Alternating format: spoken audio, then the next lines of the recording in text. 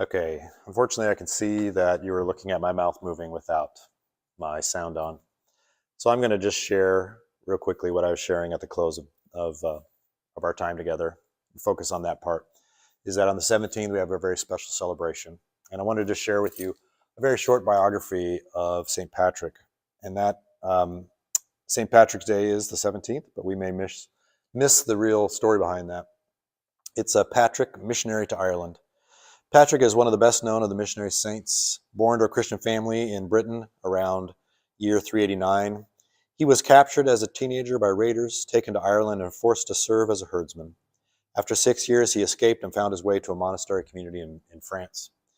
Ordained as a bishop in 432, he made his way back to Ireland, where he spent the rest of his long life spreading the gospel and organizing Christian communities. He strongly defended the doctrine of the Holy Trinity in a time when it was not popular to do so.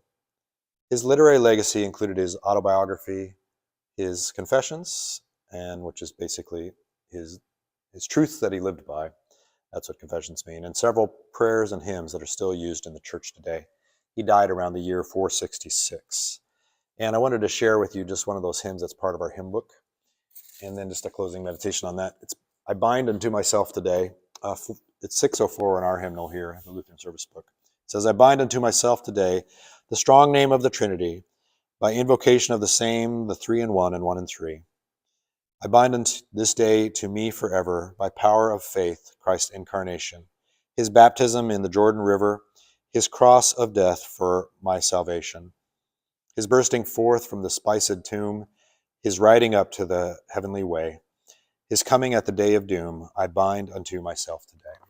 And, that's one of the key parts of his sharing the gospel in Ireland was a focus on the Holy Trinity, which is why you'll often see that three-leafed clover, right? To talk about that one stem, but three leaves as a picture of Father, Son, and Holy Spirit and one God. The thing that's stood out to me most that I think is worthy of our meditation is the fact that he was taken as a slave and taken to Ireland. We are meant to be vigilant about human trafficking. We are meant to be watching out for the most vulnerable in our world and to be protective of that. We're supposed to be on the lookout for people who may be exploited and to come to the rescue, right?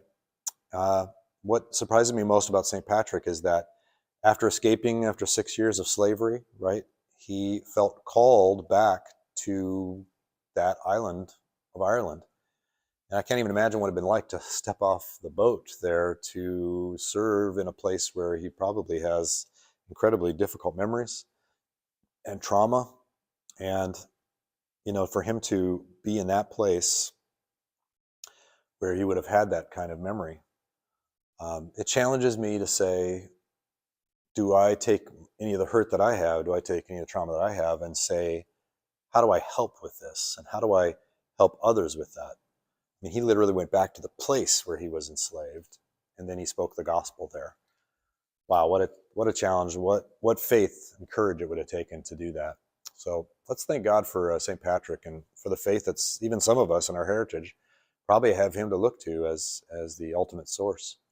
I don't have that, but I do know there are some that can look back to that history of Christianity in Ireland, and so. May God give us that kind of courage. And I'm sorry for the technical difficulties with no sound recorded on my previous noon devotion, but I thought I'd give you that last portion that was a unique part of it. So may God bless your day, and I hope that